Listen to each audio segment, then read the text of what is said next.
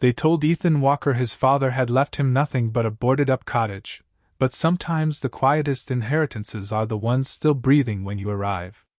The place sat at the far edge of Hollow Creek, Vermont, where the last county road thinned into gravel and the pine woods pressed close on both sides like old witnesses.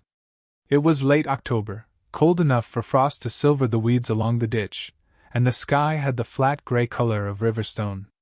Ethan drove his faded blue pickup slowly beneath the leaning branches, one hand on the wheel, the other resting near the worn collar of Ranger, his 6-year-old German shepherd, who sat upright in the passenger seat with the stillness of a sentry.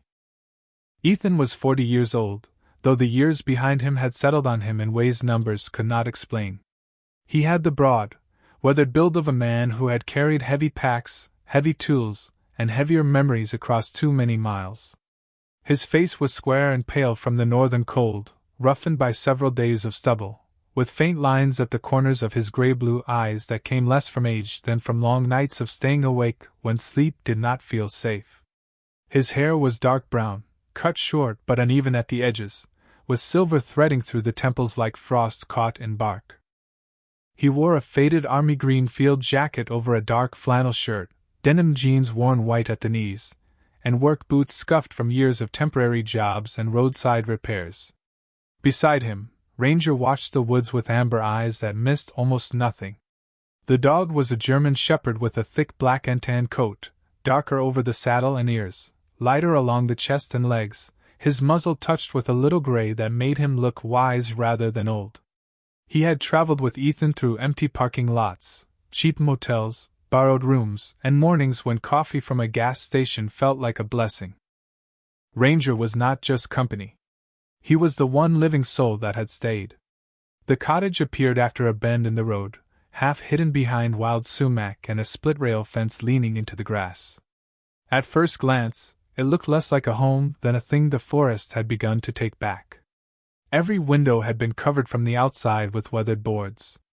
The front steps sagged in the middle. Moss darkened the roof shingles. A rusted rain gutter hung loose at one corner, tapping softly against the siding whenever the wind moved. On the mailbox, the name Walker remained in faded black letters, barely visible beneath a smear of lichen. Ethan slowed the truck and let the engine idle. For a long moment he did not open the door. He had not seen his father in nearly 8 years, not face to face. Thomas Walker had died in a county nursing home just before dawn, leaving behind a folded letter from a lawyer, a small unpaid bill at the pharmacy, and this cottage no one in town seemed to want. The lawyer had called it property. The clerk at the courthouse had called it a burden. A man at the diner had laughed into his coffee and said, "Your old man left you a box of rotten boards." Ethan had smiled politely because that was what he did when something hurt too much to answer. He had come to sign papers, look around, and decide how quickly a place like this could be sold for scrap. That was all. But Ranger had other ideas. The dog stood before Ethan even shifted into park. His ears rose high, his body going still in that strange, focused way Ethan had learned not to ignore. Then Ranger turned his head toward the cottage, not toward the porch, not toward the front door, but toward the boarded eastern window where 2 planks crossed each other like a warning. His nose lifted. His chest tightened. A low breath left him, not a growl, not fear, but recognition. Ethan cut the engine. Silence moved in at once, wide and cold, broken only by the ticking of the cooling truck and the dry whisper of pine needles skittering across the road. He stepped out, gravel crunching beneath his boots, and the smell of wet leaves and old wood met him like a memory that had waited too long. Ranger jumped down beside him and did not run ahead. He walked carefully, almost reverently, his paws pressing into the frost-whitened grass as they approached the gate. Ethan rested one hand on the crooked fence post and looked at the cottage. He tried to imagine his father here, alone in the evenings, moving from room to room beneath a roof that complained in the wind. Thomas had been a quiet man, a hard man, the kind who could fix a furnace with wire and patience but could not say "I am sorry" without turning away. After Ethan came home from service, they had spoken like 2 men standing on opposite sides of a frozen creek, close enough to see each other, too proud or too tired to cross. The last words Ethan remembered from him were not cruel. That almost made them worse. They had simply been unfinished. Ranger gave 3 short barks. Ethan looked down. The dog stood at the base of the porch steps, staring at the boarded eastern window. His tail was low, his ears sharp, and his amber eyes seemed fixed on something beyond the wall. The wind moved through the trees, and for one brief second the loose gutter tapped again, a hollow sound, soft and measured. Ethan climbed the steps slowly. The wood bowed under his weight but held. He took the key from his jacket pocket, the one Nora Bell, the town attorney, had mailed with the deed. It looked older than it should have, brass dulled at the edges, tied with a paper tag in his father's handwriting. East Room First. Ethan stared at those 3 words until the cold began to sting his fingers. He had not noticed them before. Ranger stepped closer and pressed his shoulder against Ethan's leg. Inside the boarded-up cottage, beyond the dust and silence and all the years of things left unsaid, something was waiting. Ethan had come to close a chapter. The dog already knew they had come to open one. Ethan stood on the porch with the old brass key in his hand while the paper tag moved lightly in the wind. East Room First. 3 simple words, written in the stiff, careful slant he remembered from birthday cards that had arrived late and utility bills stacked on his father's kitchen table. Thomas Walker had never wasted ink. If he wrote something down, he meant for it to be followed. That thought unsettled Ethan more than the cottage itself. He looked down at Ranger, who had not taken his eyes off the boarded eastern window. The German shepherd's body remained calm, but every line of him seemed tuned to something just beyond ordinary hearing, the way he listened to distant thunder long before the sky changed. Ethan slid the key into the front door. The lock resisted at first, dry and stubborn, then turned with a tired click that seemed too loud in the cold morning air. When he pushed the door open, the cottage exhaled. A faint breath of dust, cedar, cold ash, and old rain moved past him, carrying the smell of a place sealed away from sunlight. Ethan waited on the threshold, not because he was afraid, but because some rooms deserve a moment before being entered. Ranger stepped in first. His paws made soft sounds on the warped floorboards. Ethan followed, closing the door halfway behind him, leaving a thin line of gray daylight across the entry. Inside, the world changed. The outside wind became a murmur. The boards over the windows cut the morning into narrow strips of pale light that fell across the floor like pages from an unread letter.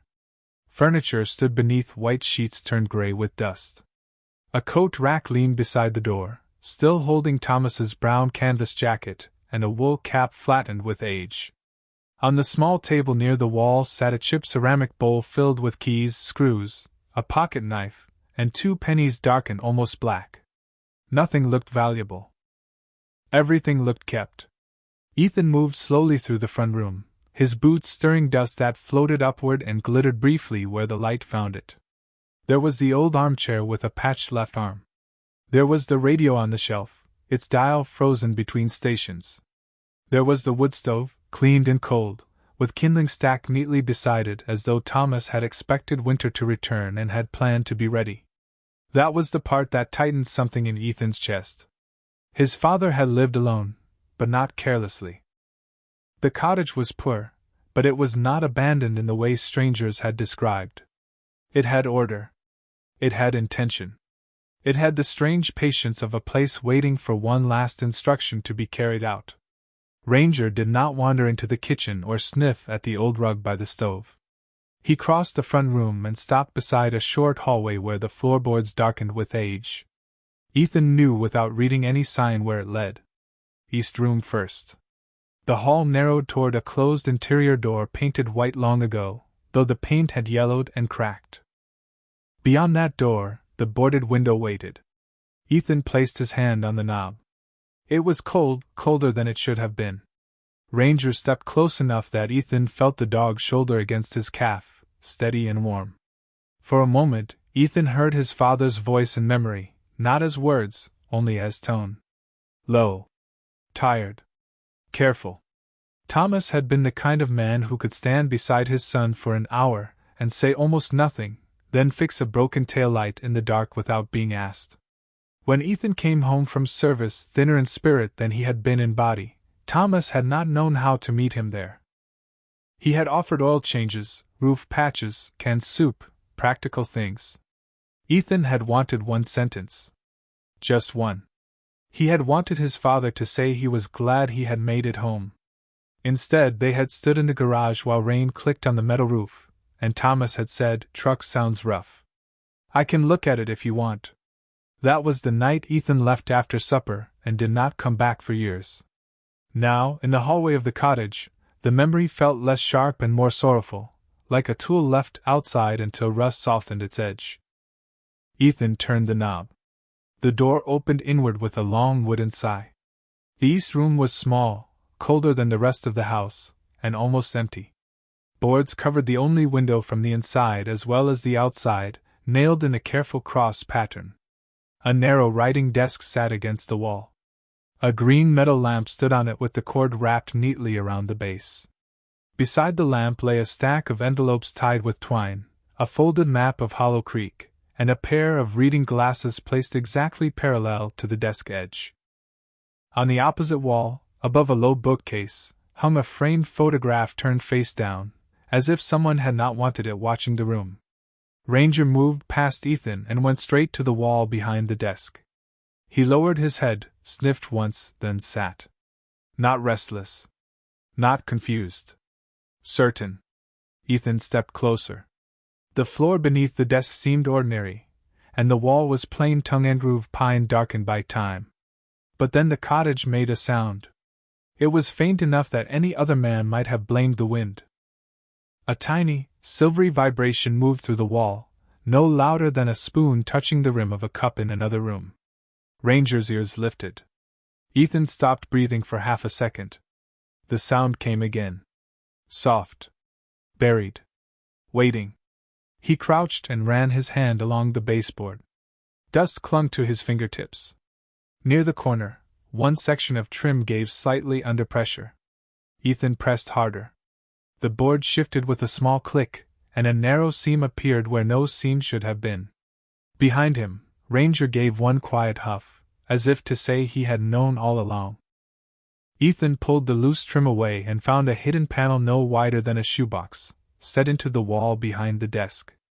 His pulse slowed rather than quickened, the old habit of staying calm when the world narrowed to a single task. He worked the panel free with his pocket knife, careful not to splinter the drywood. Inside the hollow space sat a tin box wrapped in a faded blue bandana. The box was cold when he lifted it out, heavier than it looked. On the lid, written in black marker faded to brown, were two words. For Ethan. The room seemed to draw closer around him. Dust drifted through the pale slashes of window light. Ranger sat beside him, amber eyes steady, his breathing slow and present. Ethan untied the bandana and opened the tin.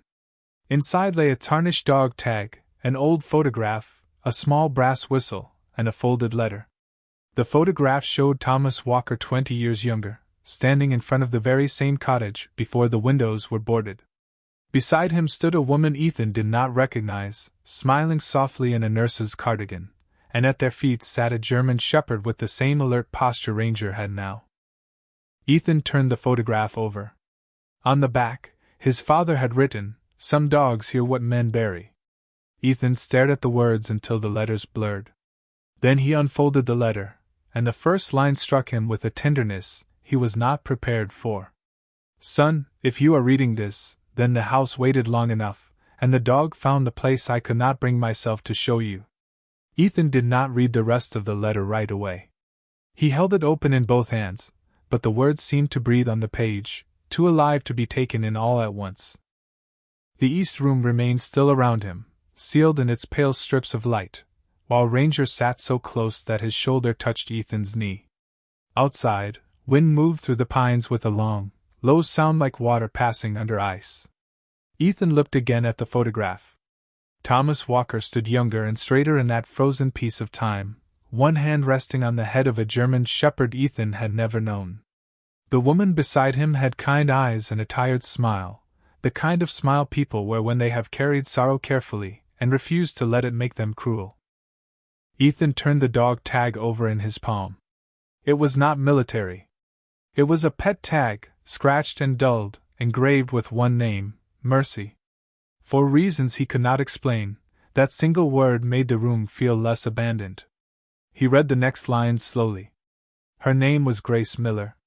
She was a nurse at St. Bartholomew County Hospital when your mother got sick. She helped us when I was too proud to ask anyone for help. The shepherd was hers. Mercy. She used to say that dog could hear a lie settle in a man's chest.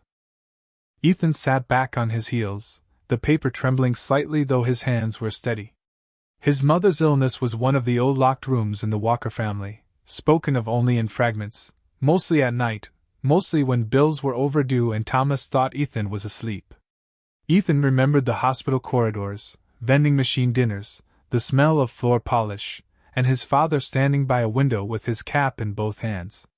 He had always believed Thomas had grown cold during those years because hardship had taken something from him.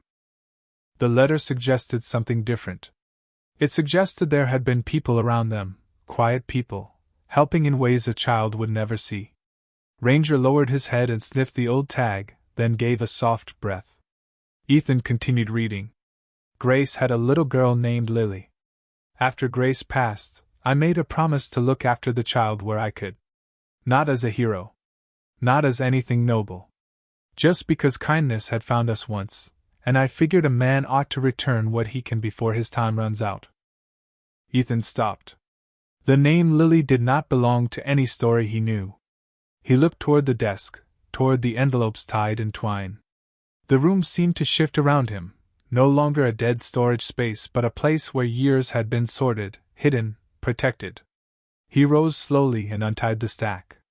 The envelopes were arranged by year, each marked in Thomas's careful handwriting. Inside were copies of money orders, school receipts, small handwritten notes never mailed, and photographs clipped from Christmas cards. A little girl with dark blonde hair holding a library book. The same girl older, standing beside a bicycle. A young woman in a graduation gown beneath a maple tree. On the back of one photograph, Thomas had written, "Lily made it." Grace would have cried. Ethan sat in the old chair by the desk and let the photograph rest in his palm. The chair creaked under him, and the sound seemed to travel through the cottage like a question. He had spent so many years believing his father had given nothing to anyone, least of all him. Yet here was proof of a secret life of giving, not grand enough for applause, not clean enough for pride, but steady as a porch light left burning. Ranger rose then and walked to the boarded window. He placed one paw against the lower plank and looked back. The gesture was deliberate. Ethan followed him. The boards had been nailed from the inside with short, careful strokes. He took a small pry bar from his tool bag and worked the first nail loose. It came free with a dry squeal. Then another. Then another.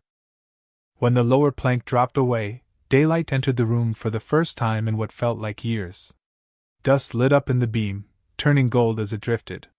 Beyond the glass, Ethan saw the overgrown eastern yard, a stone path nearly swallowed by weeds, and past it, a small shed half hidden behind birch saplings. Ranger's ears lifted again. Not toward the shed exactly, but toward something beyond it. Ethan removed one more board, enough for the room to brighten. On the windowsill, beneath a layer of dust, someone had carved a small arrow pointing east. Under it were 3 words, almost invisible until the light touched them. She kept singing. Ethan felt the skin along his arms tighten beneath his jacket. The brass whistle from the tin box lay on the desk behind him. He picked it up, rubbed it clean with his thumb, and found another engraving around its rim, "For mercy, when the house forgets." Ranger watched the whistle with a seriousness that made Ethan hesitate before bringing it to his lips. He did not blow hard. Just a gentle breath, barely enough to make sound. The note that came out was thin and bright, a small silver thread in the cold room. For a moment, nothing happened. Then, somewhere deep in the cottage, beneath the floor or behind the walls, a faint answering chime trembled through the wood. Ranger turned toward the hallway at once. Ethan stood completely still, the whistle cold against his fingers. The chime came again, softer this time, not a warning, not a threat, but a call from a part of the house that had been waiting with patience older than grief. Ranger stepped into the hallway, paused, and looked back. Ethan folded his father's letter with care and slipped it into his jacket pocket. He had come looking for a reason to sell the cottage and leave before sunset. Instead, the house had given him a nurse named Grace, a girl named Lily, a dog named Mercy, and a sound hidden somewhere under the bones of the floor. He followed Ranger out of the east room, and with every step, the cottage seemed less like something his father had left behind and more like something Thomas Walker had built out of silence, hoping one day his son would hear it. Ranger led Ethan down the narrow hallway with the certainty of a creature following a trail laid not in scent alone, but in memory. The answering chime had faded, yet something of it remained in the cottage, a delicate vibration tucked into the walls, as if the house had been touched and was still remembering the touch. Ethan moved past the old wood stove, past the covered furniture, past the bowl of dark pennies and loose screws near the door. The daylight from the east room reached only halfway into the front room, thinning into gray before it touched the kitchen. Ranger did not turn toward the kitchen. He stopped at the edge of the worn rug beneath the dining table, lowered his nose, and inhaled once. Then he looked up at Ethan with amber eyes so steady they made words unnecessary. Ethan knelt and ran his hand across the rug. It was braided wool, faded red and brown, flattened by years of footsteps that no longer crossed it. Dust lifted in a soft cloud when he rolled it back. Beneath it, the floorboards looked ordinary except for one thing. Near the center, 3 boards were a shade darker than the rest, their grain running in the opposite direction, as though someone had replaced them long ago and then waited for the house to forget.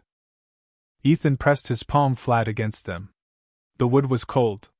Ranger gave one quiet tap with his paw, not scratching, not impatient, simply pointing.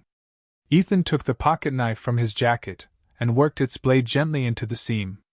The first board lifted with a sigh. Beneath it was not a deep hole, but a shallow space lined with oilcloth. Inside lay a leather journal, a ring of small keys, and a folded blueprint brittle at the edges. Ethan set each item on the table as carefully as if he were handling something alive. The journal belonged to Thomas. The first pages were practical, filled with measurements, lists of lumber, roof repairs, insulation costs, notes about plumbing, notes about winter drafts. Then the entries changed. October 14th. East wall sound still travels. Mercy heard it before I did. October 22nd. Grace says the cottage carries voices like a shell carries the sea. November 3rd. If the boy ever comes back, do not let him see ruin first. Let him see purpose. Ethan read that sentence twice. The boy.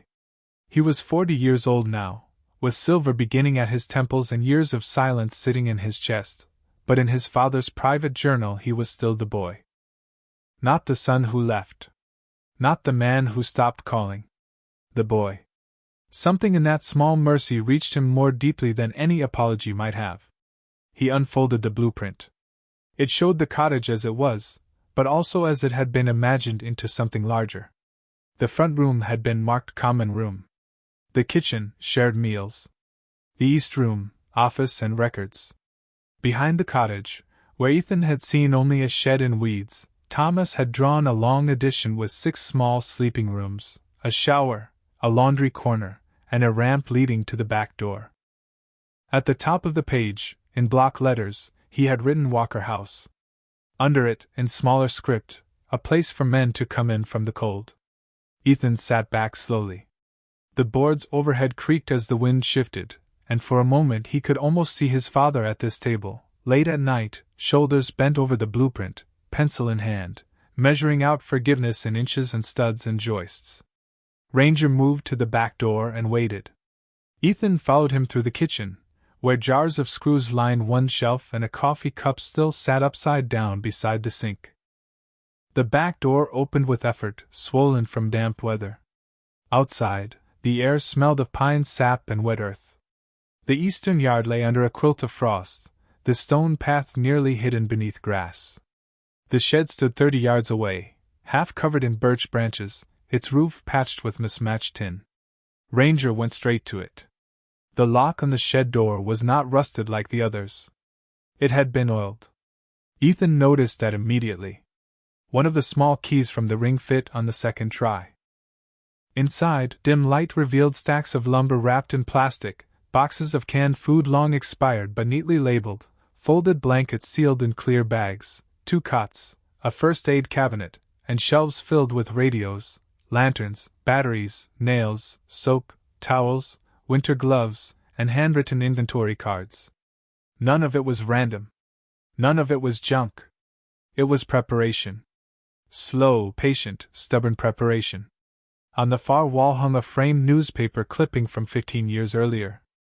Ethan brushed dust from the glass and saw a photograph of a younger Thomas standing with 3 men outside a church basement. The headline read, "Local volunteers open winter shelter after early freeze." Ethan remembered that winter. He had been stationed out west then, sending brief messages home and receiving shorter ones back. He had not known his father had spent those months helping men who had nowhere else to sleep. He had not known because Thomas had never told him. Ranger moved behind a stack of lumber and began sniffing at the floor. Ethan lowered the newspaper clipping, the old ache in him turning slowly, not disappearing, but changing shape. He stepped around the lumber and saw a narrow hatch set into the shed floor, painted the same gray as the boards around it. There was no handle, only a small round keyhole. The third key on the ring fit. When Ethan turned it, a soft bell sounded beneath the shed, the same bright chime that had answered the whistle. Ranger's ears rose, but he did not bark. Ethan lifted the hatch. A short set of wooden steps descended into darkness, and from below came a breath of air warmer than the October morning, carrying the faint scent of cedar, paper, and something sweet like old pipe tobacco. Ethan reached for the lantern on the shelf and switched it on. The light spilled downward, revealing walls lined not with dirt, but with finished wood. At the bottom of the steps stood a door with a brass plate. The words on it were simple, polished by years of careful hands. "For Ethan, when he is ready." Ethan stood at the top of those steps while Ranger waited beside him, calm as prayer. He had thought his father left him a broken cottage. Now it seemed Thomas had spent half a lifetime building a secret beneath it, not to hide treasure from the world, but to keep a promise until his son was strong enough to open the door. Ethan did not move for a while. He stood at the top of the narrow steps with the lantern in one hand and the ring of keys in the other, listening to the soft hum of the shed around him. Above the roof, pine branches brushed the tin in slow strokes, but below, behind the door with his name on it, everything seemed to wait without impatience. Ranger went down first. Each paw landed carefully on the wooden steps, not with fear, but with the quiet respect he gave to unfamiliar rooms and sleeping people. Ethan followed, ducking slightly beneath the low beam. The air grew warmer as he descended, carrying cedar, old paper, and the faint mineral scent of earth after rain. At the bottom, the brass plate caught the lantern light. "For Ethan, when he is ready." The words were polished in the middle, as though Thomas had touched them often. Ethan set his fingers there and felt a strange ache move through him. Not pain exactly. More like a door opening inside his chest that had been swollen shut for years. The smallest key on the ring fit the lock. When he turned it, the door opened with a soft click, and a thin line of amber light appeared, though there should have been no light at all. Ethan pushed it wider. The room beyond was not large, but it had been built with care so deep it felt almost sacred. Wooden shelves lined the walls from floor to ceiling. A braided rug covered the center of the floor. A small table sat beneath a battery-powered lamp that still gave off a weak golden glow, connected to a solar storage unit mounted near the ceiling. On one wall hung maps of Vermont, New Hampshire, and Maine, marked with colored pins and handwritten notes. On another wall were rows of labeled boxes, blankets, letters, medical records, service contacts, deeds, receipts, Walker House plans. Ranger stepped inside and went directly to a low trunk at the far end of the room. He sniffed the lid, then sat. Ethan remained near the doorway, overcome by the order of it all. This was not a hiding place made in panic. This was a room built for a future. His father had planned not only for weather, not only for repairs, but for people. Ethan walked to the table. A ledger lay open, its pages filled with names written in Thomas Walker's firm hand. Next to each name were dates, small amounts of money, notes about meals delivered, rides given, tools loaned, rent helped, wood stacked before winter. Some names had stars beside them. Some had the word found. Others had the word home. Ethan turned a page and saw a familiar name near the bottom. Sergeant Paul Merritt. He had served with Ethan years before, a gentleman from Ohio who used to send postcards to everyone in the unit after they came home. Ethan had lost touch with him. In Thomas's ledger, beside Paul's name, someone had written, 3 nights in church basement, then job at mill. Sent thanks. Ethan lowered himself into the chair. The room was silent except for Ranger's breathing. He had always thought his father knew little about the life he had lived after coming home. Yet Thomas had been quietly circling the edges of that life, helping men Ethan had known, men like him, men who carried their storms in the set of their shoulders and the way they checked exits in grocery stores. On the table, beneath a paperweight made from smooth river stone, was another envelope. This one was addressed to Nora Bell. Ethan opened it only because his own name appeared in the first line. Nora, if Ethan finds this room before I am gone, tell him I was a coward with words but not with work. If he finds it after, tell him the work is his only if he wants it. No chain. No guilt. Just a door. Ethan leaned back and closed his eyes. No chain. No guilt. Just a door. That sounded like Thomas, and unlike him at the same time. The father Ethan remembered could make responsibility feel like weather pressing down on the roof. But the man in these pages had learned, somehow, to offer instead of demand. Ranger gave a soft whine. Ethan opened his eyes. The dog was still sitting by the trunk. Its lid was carved with a small image of a shepherd's head and the word mercy. Ethan crossed the room and knelt. The trunk was unlocked. Inside lay a folded wool blanket, a photograph album, a small tape recorder, and a bundle of letters tied in blue ribbon. On top rested a collar cracked with age, its brass tag engraved with the same name he had found before. Mercy. Ranger lowered his nose to it, and went very still. For a moment, Ethan had the oddest feeling that the old dog from the photograph was present in the room, not as a ghost to frighten, but as a memory strong enough to be felt by another loyal heart. He lifted the photograph album. The first pages showed Thomas and Grace Miller repairing the cottage porch, both younger, both smiling in that guarded way adults smile when they are tired but hopeful. Then came photographs of men sitting at a long table with bowls of soup, work boots lined by the stove, a Christmas tree decorated with paper stars, handwritten signs that read coffee is fresh and you are safe here. One picture stopped him completely. It showed Thomas standing beside a teenage Ethan in the driveway of their old house, though Ethan did not remember the picture being taken. He must have been home on leave for only a few days. In the photograph, he was looking away, tense and distant. Thomas was looking at him with an expression Ethan had never seen in life.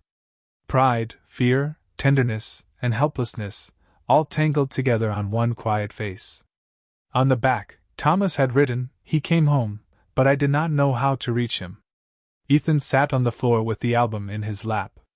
The years between them, all those hard miles of silence, seemed suddenly less like proof of no love and more like the wreckage left by two men who had not been taught how to speak gently while hurting. The tape recorder clicked under his hand when he picked it up. There was a cassette already inside, labeled Start Here. Ethan looked at Ranger. The German shepherd rested his chin on the edge of the trunk, amber eyes soft and solemn. Ethan pressed play. For several seconds there was only static, then a cough, then Thomas Walker's voice, older and rougher than Ethan remembered, filled the hidden room beneath the shed. "Son, if you are hearing this, then Ranger did his part, and maybe Mercy did hers from wherever good dogs go when their work is done." Ethan covered his mouth with one hand and listened as the voice continued, quiet, imperfect, and at last unable to hide behind silence. Thomas Walker's recorded voice filled the hidden room with a rough tenderness Ethan had never heard from him in life. There was a faint hiss beneath every word, the soft turning of old tape, and behind it, so quiet it almost blended with the static, came the distant sound of rain. Maybe Thomas had recorded it on a night like this one, when the cottage roof ticked with weather and a man had more courage in the dark than he did across a kitchen table. Ethan sat on the braided rug with the tape recorder in his hands while Ranger rested beside the trunk, still and watchful, the old collar named Mercy lying between his paws. "Son," Thomas said, "I have started this message 23 times. I erased the first 22 because I kept trying to sound like a better man than I was. So I am going to try plain. I loved you. I was proud of you. I did not know how to say either one when it might have helped you." Ethan closed his eyes, but the words found him anyway. They entered without force, like light coming through a window after boards had been removed. He had imagined apologies before, in angry years and lonely motel rooms, but they had always sounded too perfect, too late, too easy. This was not perfect. Thomas coughed on the tape, cleared his throat, and continued. "When you came home, I thought giving you work would give you ground under your feet. I thought fixing your truck, patching your roof, leaving groceries on the porch, that all of it would say what I could not. But a man can stack 1,000 good deeds in front of his heart, and still leave his sons standing outside the door." Ethan pressed his thumb against the recorder's plastic edge until it creaked softly. He remembered those groceries. He had thought they were charity with judgment wrapped around it. He remembered the oil changed in his truck without asking, the firewood split and stacked while he was asleep, the envelope of cash tucked into a toolbox with no note. He had hated his father for doing kind things silently because silence felt like refusal. Now, under the shed, in a room Thomas had built board by board, Ethan wondered how many acts of love he had mistaken for distance because either of them knew the language being spoken. Ranger lifted his head as the tape crackled. Thomas's voice grew quieter. "Grace taught me something before she passed. She said a house is not saved by walls. It is saved by what a person is willing to shelter inside it. After your mother was gone, I became a man with a locked door where his voice should have been. Grace saw that. Mercy saw it too, in the way dogs see the weather inside people." Ethan looked at the photograph album still open on the floor. Grace Miller stood in one picture beside Thomas on the cottage porch, a hammer in her hand, her smile small but real. Mercy sat at their feet, ears high, eyes bright. On the next page, men gathered around the old dining table, hands wrapped around coffee mugs, shoulders slowly lowering in the warmth of the room. Thomas spoke again. "We opened this place one winter for 3 men who had nowhere to sleep. I told myself it was temporary. Then 5 came.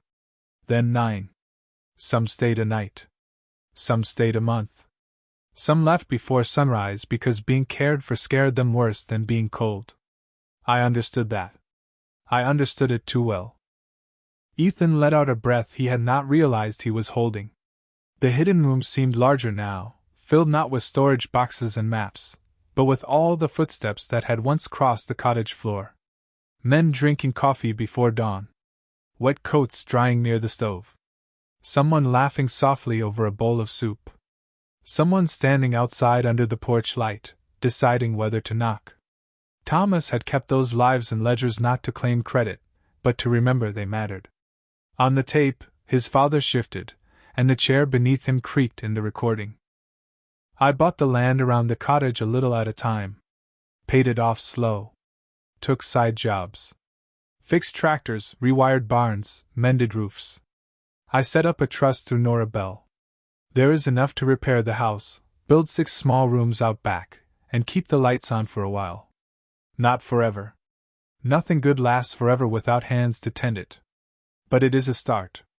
Ethan opened the box labeled deeds and found exactly what the voice described: property records, bank statements, trust documents, insurance papers, permits drafted but never filed. All of it organized with almost painful care.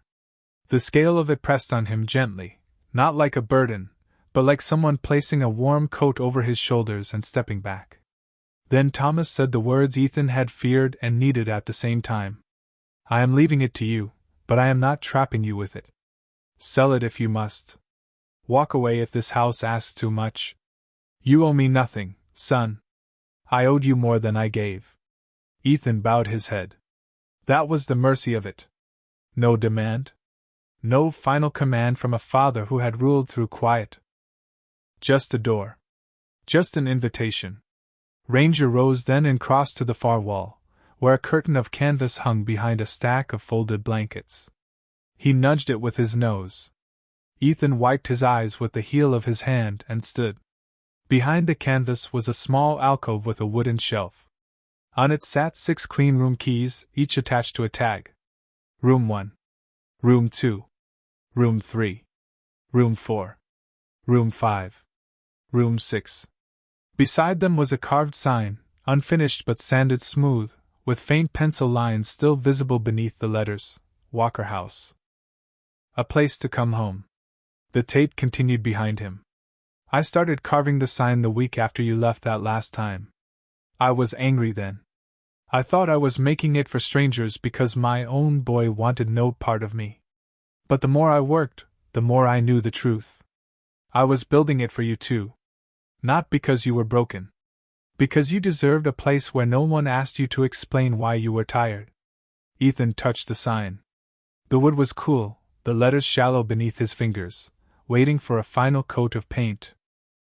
Above him, faint through the floor and the shed and the old cottage beyond, wind moved across the boarded windows.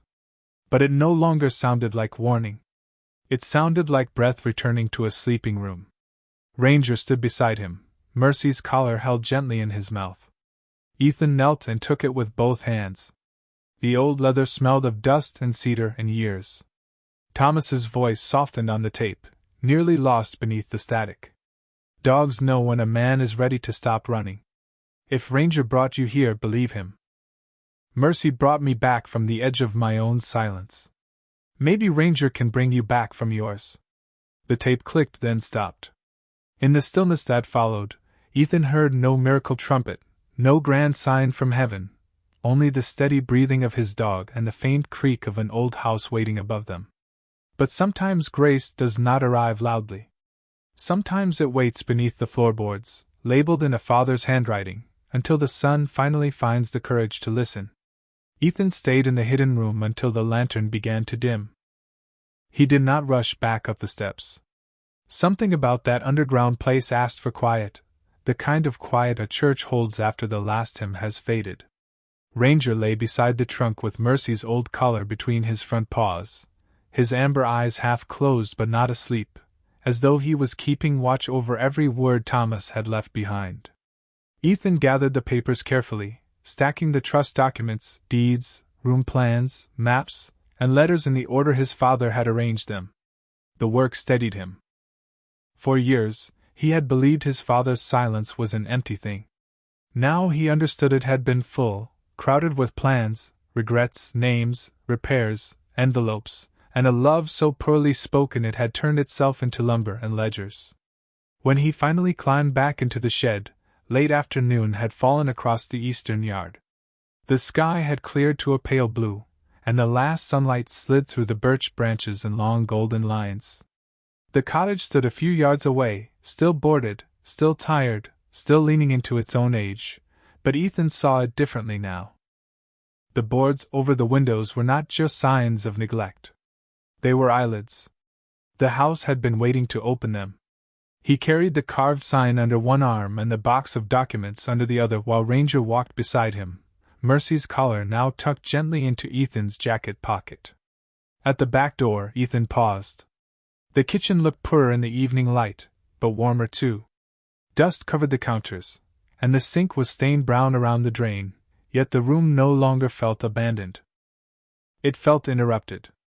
As if supper had been set aside and would resume once someone washed the cups and lit the stove. Ethan placed the documents on the dining table.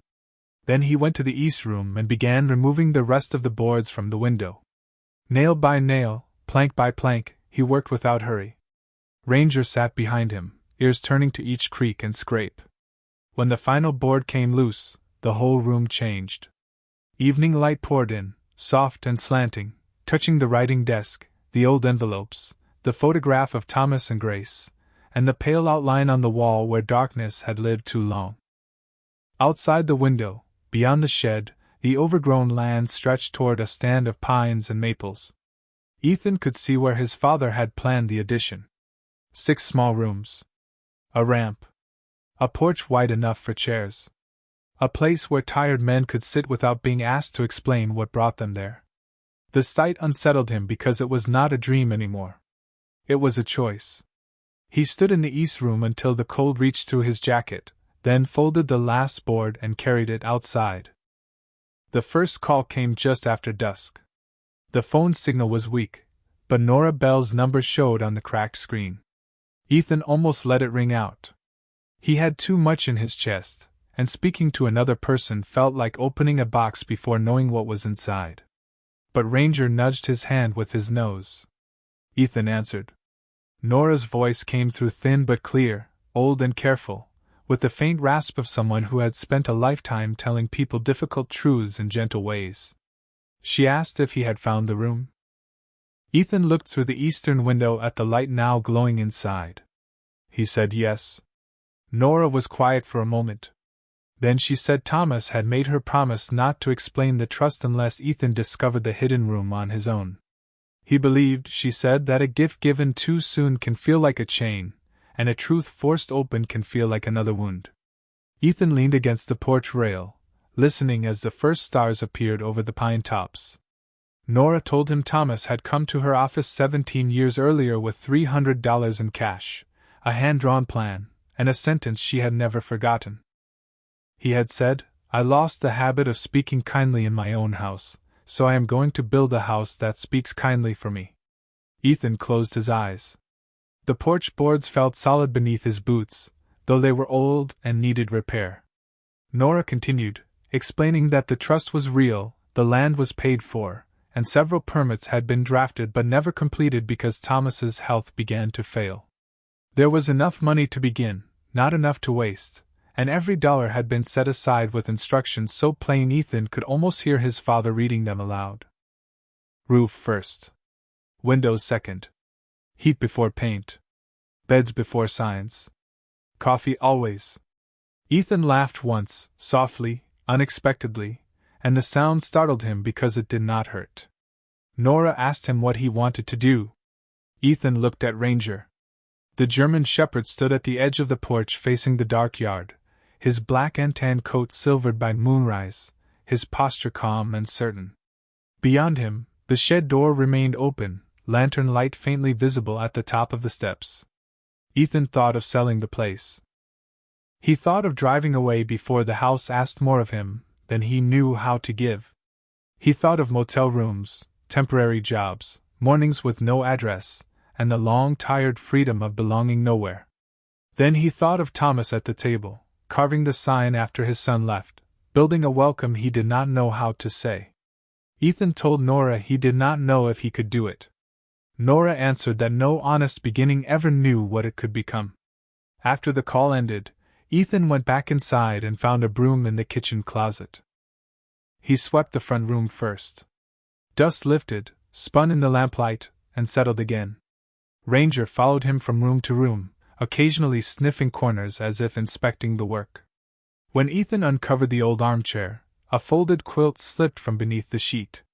A note was pinned to it, yellowed but legible. For the first cold night. Ethan sat down slowly, the quilt in his hands. Outside, wind moved gently around the cottage, no longer tapping like a warning but brushing the walls like a blessing. He spread the quilt over the back of the chair, lit the wood stove with kindling his father had left ready, and watched the first small flame take hold. The fire did not roar. It simply began. And in that modest light, with Ranger lying at his feet and the eastern window uncovered at last, Ethan understood that some inheritances do not arrive as answers. They arrive as work, and the work itself becomes the prayer. By morning, the first frost had melted from the porch rail and gathered in bright drops along the edges of the steps. Ethan woke in the old armchair with the quilt over his knees and the wood stove reduced to a bed of orange coals. For one quiet second, before memory fully returned, he did not know where he was. Then Ranger lifted his head from the rug, his amber eyes catching the weak dawn light, and the cottage came back around Ethan like a hand settling on his shoulder. The uncovered eastern window glowed pale gold. Dust still lay everywhere. The ceiling still needed patching, the kitchen faucet still dripped, and cold air slipped under the back door. Yet the place no longer felt like a relic. It felt like a beginning that had waited through too many winters. Ethan fed Ranger from the travel bag in the truck, made coffee in Thomas's dented percolator after scrubbing it clean, and stood in the kitchen listening to the slow bubbling sound rise from the stove. It was a small domestic noise, almost ordinary, but it struck him with unexpected force. He had lived so long out of duffel bags and paper cups that coffee made in a real kitchen felt like a ceremony. While it brewed, he spread Thomas's plans across the dining table and weighted the corners with a hammer, a jar of screws, the brass whistle, and Mercy's old collar. Ranger sat beside the table as if supervising. The top sheet was a work list in Thomas's blunt handwriting. Clear debris. Inspect roof. Open windows. Call Nora. Find Lily Miller. Ethan stopped at the last line. Find Lily Miller. He read it twice, then searched through the box from the hidden room until he found the folder labeled Grace and Lily. Inside were letters, photographs, and one recent envelope with a return address in Portland, Maine. The letter inside was dated 2 years earlier. Dear Mr. Walker, it began, I do not know if you remember me as a child, but I remember the cottage, the dog named Mercy, and the woman my mother was when she still had strength. Thank you for the help you never let me thank you for properly. If Ethan ever comes home, please tell him his father saved more people than he knew. The signature at the bottom was Lily Hart. Ethan held the letter while the coffee boiled over slightly and hissed on the stove. Ranger gave a soft huff, and Ethan moved quickly to lift the pot, half laughing under his breath at himself. The sound faded, but something lighter remained in him. After breakfast, he called Nora Bell again. The old attorney answered on the second ring, as if she had been expecting him. Ethan asked about Lily. Nora was silent long enough for him to hear papers rustle on her end. Then she explained that Lily was Grace Miller's daughter, now a social worker in Portland, and that Thomas had wanted her contacted only if Ethan chose to move forward with Walker House. He did not want to use her grief as another lever, Nora said gently. He wanted her invited, not summoned. Ethan looked around the kitchen, at the stained sink, the cracked wall, the sunlight touching the old table. He said he was not sure he was moving forward. Nora answered that making coffee in the house was already a kind of answer. By noon, she arrived in person, driving a cream-colored Buick that looked almost as old as the cottage, but far better cared for. Nora Bell was small, silver-haired, and neatly dressed in a navy coat with brass buttons, carrying a leather briefcase polished by decades of use. Ranger met her at the gate, not barking, simply watching. Nora paused before him, gave him the courtesy of stillness, and said, "You must be Ranger." Thomas said the right dog would know the right door. Ranger wagged his tail once, which seemed to satisfy them both. Inside, Nora walked through the front room slowly. Her eyes moved over the uncovered window, the swept floor, the papers on the table, the carved sign leaning against the wall. She did not praise Ethan. Somehow that made it easier. She only touched the back of Thomas's armchair, and said he always believed the house would look different once light came in. They sat at the dining table while Ranger lay between them. Nora opened her briefcase and removed the trust documents, permit drafts, property surveys, and a sealed envelope with Ethan's name written in Thomas's hand. "This," she said, "is the last legal piece." Ethan did not open it immediately. He had learned in the past 24 hours that his father's envelopes could change the shape of a man's life. Nora explained the trust plainly. The cottage, the shed, the surrounding 9 acres, and the funds Thomas had saved all belonged to Ethan. There was no requirement that he turn the property into a shelter. There was only a request, handwritten and witnessed, that if Ethan found enough peace to begin, the house should serve veterans, widowers, stranded travelers, and anyone who needed a temporary place to stand while life stopped shaking. Ethan listened, rubbing his thumb along the edge of the sealed envelope. Then Ranger suddenly rose. his ears tilted toward the east room. Nora noticed and stopped speaking. The cottage fell still. From somewhere near the newly uncovered window came the faintest sound, a soft chime, though the whistle lay untouched on the table. Ethan and Nora followed Ranger into the east room. Sunlight filled it now, revealing something Ethan had missed the day before. On the wall beside the desk, where a photograph had hung face down, a thin outline marked the paneling. Ranger stood beneath it, looking up. Ethan lifted the frame and turned it over. Behind the photograph was another folded paper tucked into the backing. It was not from Thomas. The handwriting was graceful and unfamiliar. Ethan opened it carefully. Dear Ethan, it read, your father was never an easy man, but he was a faithful one. He loved like a locked box, and Mercy spent years trying to teach him that locked things still need hinges. If you are standing in this room, then he finally found a way to open something. Let the house become what he could not say. Grace Miller? The room blurred. Nora placed one gentle hand on the desk but said nothing. Ranger leaned against Ethan's leg, solid and warm.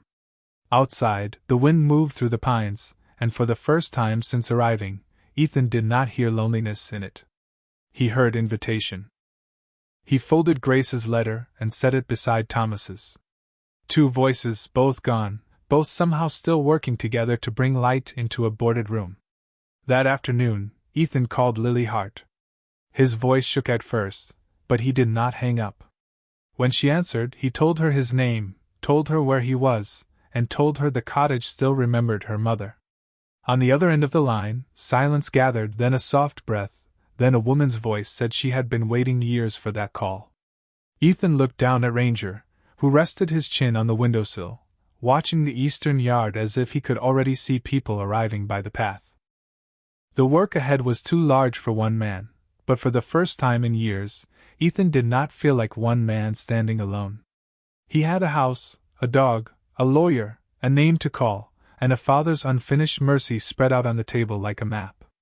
3 months later, winter returned to Hollow Creek with quiet feet, laying snow over the pines, the fence posts, and the old gravel road that had first brought Ethan Walker back to a house he had meant to leave behind. The cottage no longer looked boarded or forgotten. Its windows had been repaired and opened to the light.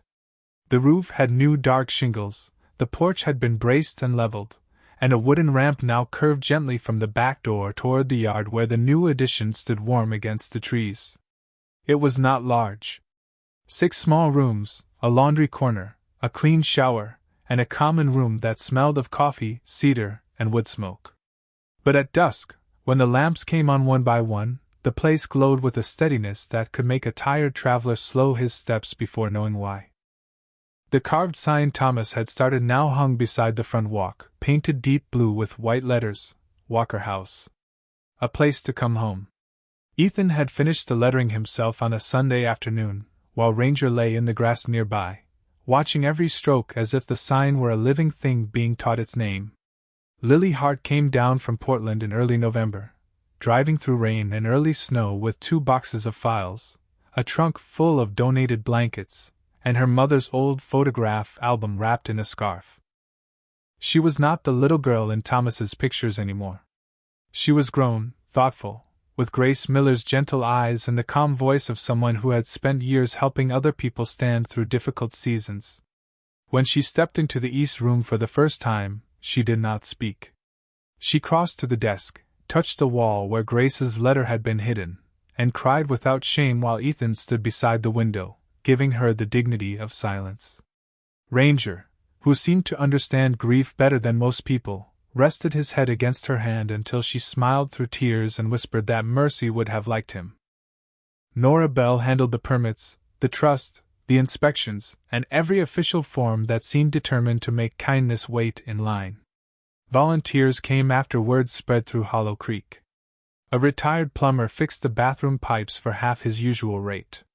A church group brought soup, quilts, and a freezer full of meals. The hardware store owner, who had once joked that Thomas left Ethan a box of rotten boards, arrived one Saturday with a truckload of lumber, and said very little except that some men are wrong before they learn better. Ethan accepted the apology without making him repeat it. He had learned something from the house. Not every repair needed noise. Some only needed hands willing to return. The first guest arrived on a Thursday evening under a pale lavender sky. His name was Daniel Price, a Navy veteran from Rutland, carrying one duffel bag and the guarded expression of a man who had learned not to expect warmth from doorways. He stood at the porch steps as if he might turn around. Ethan recognized the posture. He had lived in it. Before he could speak, Ranger walked down the ramp and sat in front of Daniel, calm and formal, his black and tan coat dusted with snow, his amber eyes steady but gentle. Daniel looked at the dog, then at the lit windows, then at Ethan. He asked if there was work he could do to earn a night inside. Ethan thought of Thomas's recording, of the line about men leaving before sunrise because being cared for scared them worse than being cold. He said there would be work tomorrow if Daniel wanted it, but tonight there was coffee, clean sheets, and no questions he did not feel like answering. Daniel looked away quickly, as though the kindness had startled him. Then he nodded and stepped inside. After that, others came slowly. A widower whose truck had broken down outside town. A young former mechanic trying to get back to his sister in New Hampshire. An older man who had once slept in Thomas's church basement, and recognized the cottage by the smell of cedar near the stove. Each person brought a story, but Ethan learned not to reach for it too soon. The house did what Thomas had hoped it would do. It spoke kindly first. It offered coffee. It offered heat. It offered a chair near the window and a dog who could sit beside a stranger until the stranger remembered how to breathe. On Christmas Eve, snow fell in soft, steady curtains, and Walker House filled with a hush that felt almost holy. Lily cooked stew in the kitchen while Nora arranged donated gloves on a shelf by the door. Daniel split kindling out back and stacked it beneath the shed roof. Ethan hung Grace's letter and Thomas's final work list in simple frames in the East Room, not as relics, but as reminders. Roof first. Windows second. Heat before paint. Beds before signs. Coffee always. He placed Mercy's old collar beneath them on a small shelf, beside the brass whistle. Ranger sat below the shelf for a long time, then gave one quiet huff and went to lie by the fire.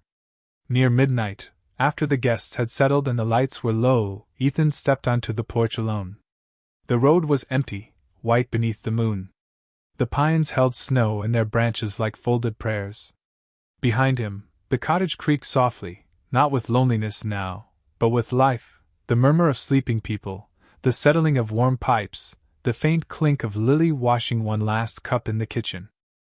Ranger came out and stood beside him, shoulder against his leg, just as he had on the first day. Ethan looked toward the eastern window, glowing gold against the dark. For most of his life, he had believed love had to arrive in words or it had not arrived at all. Now he knew that love could be clumsy, hidden, late, and still real. It could be stored in ledgers, carved into signs, stacked as firewood, sealed beneath floorboards, and carried forward by a faithful dog who heard what people could not. Ethan touched the porch rail his father had once repaired and whispered Merry Christmas, Dad, not because everything had been healed perfectly, but because enough had been opened for Grace to enter. Inside, Ranger gave a single soft bark toward the east room. Somewhere in the house, the old chime answered, barely louder than a breath. Ethan smiled through the cold. He had not found treasure in the way the world measures it. He had found a door, a purpose, a family made from mercy, and a home that had waited until he was ready to stop running. And sometimes, that is the miracle, not that the past disappears, but that kindness keeps a light burning long enough for the lost to find their way back.